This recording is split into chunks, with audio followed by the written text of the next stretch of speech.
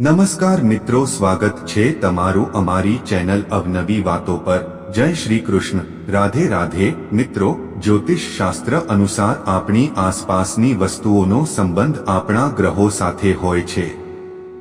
આ ઉપરાંત આ વસ્તુઓ દ્વારા સકારાત્મક અને નકારાત્મક ઉર્જાનું સંક્રમણ પણ થાય છે। જ્યોતિષ શાસ્ત્ર અનુસાર ઘરમાં રાખવામાં આવેલી દરેક વસ્તુનો સકારાત્મક અને નકારાત્મક પ્રભાવ હોય છે। આવી સ્થિતિમાં તમામ વસ્તુઓને યોગ્ય જગ્યાએ રાખવી ખૂબ જ જરૂરી છે। તે જ સમયે પગમાં પહેરવામાં આવતા ચપ્પલ પણ વ્યક્તિના નસીબને વધારવામાં મદદ કરે છે। ચપ્પલ સાથે જોડાયેલી ઘણી વસ્તુઓ છે। જો તમે તેના પર ધ્યાન આપશો તો તમારી આર્થિક સ્થિતિમાં અચાનક સુધારો થશે। ચંપલ તમને અમીર પણ બનાવી શકે છે। જો કેટલીક બાબતોની અવગણના કરવામાં આવે તો ઘરમાં ગરીબી આવતા સમય નથી લાગતો। વાસ્તુ અનુસાર હંમેશા ઉપયોગમાં લેવાતા જૂતા અને ચપ્પલને પશ્ચિમ દિશામાં વ્યવસ્થિત રીતે રાખવા જોઈએ। ચાલો જાણીએ ચપ્પલ સાથે જોડાયેલા કેટલાક જ્યોતિષીય ઉપાયો। પરંતુ તે પહેલા, જો તમે પણ ઈચ્છો છો કે લક્ષ્મી માતાના આશીર્વાદ તમારા પર રહે તો આ વિડીયોને લાઈક કરો અને ચેનલને સબસ્ક્રાઇબ કરો અને કોમેન્ટ બોક્સમાં ચોક્કસથી જય લક્ષ્મી માતા લખો। ચપ્પલ સંબંધિત જ્યોતિષીય સંકેતો। 1. તમે ઘણીવાર જોયું હશે કે તૂટેલા અથવા ક્ષતિગ્રસ્ત ચપ્પલ લોકોના ઘરમાં રાખવામાં આવે છે। લોકો તેને એવું વિચારીને ઘરે રાખે છે કે તેઓ તેને રિપેર કરાવીને રાખી લેશે, પરંતુ તૂટેલી ચંપલ ઘરમાં ખલેલ પહોંચાડે છે। ઘરમાંથી તૂટેલા ચપ્પલને તાત્કાલિક દૂર કરવાનો પ્રયાસ કરો। 2. ઘરના મુખ્ય દરવાજા પર ક્યારેય જૂતા કે ચપ્પલ ભેગા ન કરો। આ સ્થાન દેવી લક્ષ્મીના આગમનનું સ્થાન છે અને જો તમે તેને સાફ નહીં રાખો અથવા ચપ્પલ ભેગા કરો તો તમારી આર્થિક સ્થિતિ બગડી શકે છે।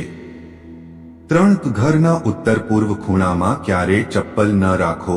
તેને ભગવાનનું સ્થાન માનવામાં આવે છે અને તેમાં ચપ્પલ રાખવાથી દુર્ભાગ્ય આવે છે। 4. ઘણી વખત ચપ્પલ ઉતારતી વખતે ચપ્પલ પર ચોંટી રહે છે। આવી સ્થિતિમાં એવું કહેવાય છે કે આ રીતે ચપ્પલ જોવું અશુભ છે। જો કોઈ વ્યક્તિના ચપ્પલ પર ચપ્પલ ચોંટી ગયું હોય અથવા ચપ્પલ ઊંધું થઈ ગયું હોય તો તેને તરત જ કાઢી નાખો। જો આમ ન કરવામાં આવે તો ચપ્પલ પહેરનાર વ્યક્તિ પર રોગોની છાયા પડવા લાગે છે। 5. ઘરમાં ચપ્પલને ક્યારે ઉંબરા પર ઊભા ન રાખવા જોઈએ। એવું કહેવાય છે કે આવું કરવાથી ઘરમાં સકારાત્મક ઉર્જાનો વાસ નથી થતો। 6. વ્યક્તિએ ક્યારે પગરખા અને ચપ્પલ પહેરીને ખોરાક ન ખાવો જોઈએ। આવું કરવાથી દુર્ભાગ્ય વધે છે અને આમ કરવાથી માતા અન્નપૂર્ણા પણ ગુસ્સે થાય છે। રસોડામાં ખુલ્લા પગે પ્રવેશ કરવો જોઈએ। જ્યોતિષ શાસ્ત્ર અનુસાર ચંપલ અને ચપ્પલ ગુમાવવું શુભ માનવામાં આવે છે। જ્યારે આવું થાય છે ત્યારે અશુભ ગ્રહો શુભ ફળ આપવા લાગે છે। 7. ઘરના દરવાજા પર ચપ્પલ ઉતારવાથી ઘરમાં ક્યારે આશીર્વાદ નથી આવતા। ક્યારે કોઈની પાસેથી ગિફ્ટ તરીકે શૂઝ ન લો। આવી સ્થિતિમાં તેની દુર્ભાગ્ય તમારા નસીબને નષ્ટ કરશે। તમારે તૂટેલા જૂતા અને ચપ્પલ પહેરવાનું પણ ટાળવું જોઈએ। આ કમનસીબીને આમંત્રણ આપે છે। એવું માનવામાં આવે છે કે સ્વચ્છ અને સુંદર જૂતા અને ચપ્પલ પહેરવાથી ભાગ્ય સુધરે છે। 8. વાસ્તુ અનુસાર ઘરમાં ક્યારેય પણ જૂતા અને ચપ્પલને ઊંધા ન રાખવા જોઈએ।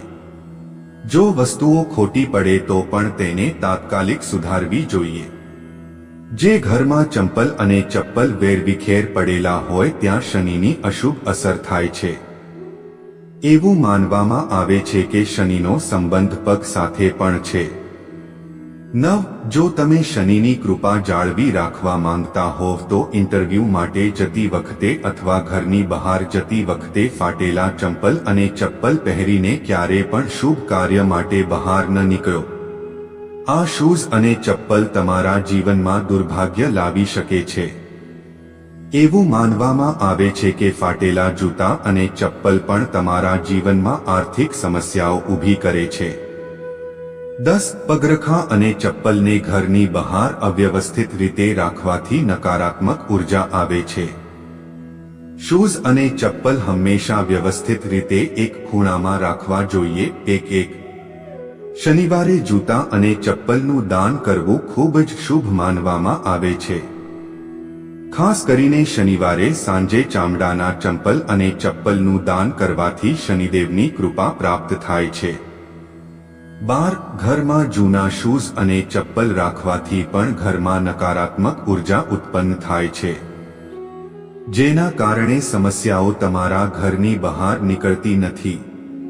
તેથી તમે જે ચંપલ અને ચપ્પલનો ઉપયોગ ઘરમાં ન કરી રહ્યા હોવ તે ન રાખો. તેનાથી વાસ્તુ દોષ પણ બને છે અને શનિ પણ અશુભ ફળ આપે છે. તેથી તેને કોઈ ગરીબ વ્યક્તિને આપો. 13 જે લોકોની કુંડળીમાં શનિ અશુભ સ્થાનમાં છે અથવા જેમની રાશિ શનિની સાદે સતીધૈયા હેઠળ છે, તેમણે મંગળવાર, શનિવાર અને ગ્રહણના દિવસોમાં ક્યારેય જૂતા અને ચપ્પલ ન ખરીદવા જોઈએ. અમાવસ્યા પર ચંપલ ન ખરીદો, નહીં તો જીવનમાં પરેશાનીઓનો સંચય થશે. 14 ક્યારેય બીજાના ચપ્પલ જાતે ન પહેરો.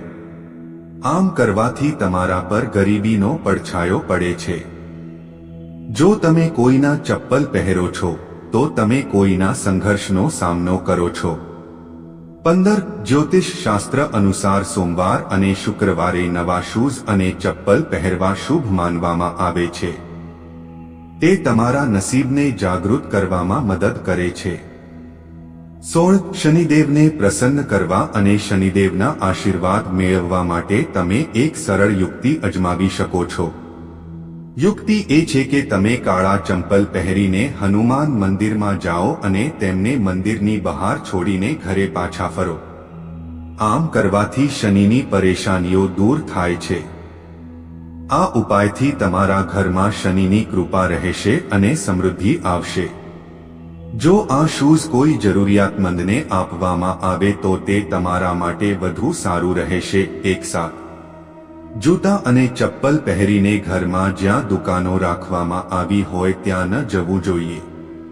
તમારા ઘરના અનાજ કે ખાદ્ય પદાર્થો જૂતા અને ચપ્પલ પહેરીને સંગ્રહિત હોય તેવી જગ્યાએ જવું એ સ્થળનું અપમાન છે. 18 શનિવારના દિવસે તમારા કોઈ પણ જૂના જૂતા પહેરો જે કોઈ કામના નથી અને તેને ચોકડી પર ઉતારો. પછી પ્રાર્થના કરો કે તમે તમારી બધી પૈસાની સમસ્યાઓ ત્યાં છોડી દો. આ પછી તમે પાછા ફરો. જો તમને પૈસાની સમસ્યા હોય તો જૂતા અને ચપ્પલ ખરીદવાની આ પદ્ધતિનો ચોક્કસપણે ઉપયોગ કરો. આ તમામ માહિતી જનહિતને ધ્યાનમાં રાખીને આપવામાં આવી રહી છે. તમારી આસ્થા અને આસ્થા પર જ્યોતિષ અને ધર્મના ઉપાયો અને સલાહ અજમાવો. વિડિયોનો હેતુ માત્ર તમને વધુ સારી સલાહ આપવાનો છે. અમે આ સંબંધમાં કોઈ પણ પ્રકારના દાવા કરતા નથી. મિત્રો, તમને અમારો આજનો વિડિયો કેવો લાગ્યો? અમને કોમેન્ટ કરીને જણાવો. જો તમને અમારો વિડિયો પસંદ આવ્યો હોય તો કોમેન્ટ બોક્સમાં જય માં લક્ષ્મી લખો. દેવી લક્ષ્મી હંમેશા તમારા પર આશીર્વાદ આપે.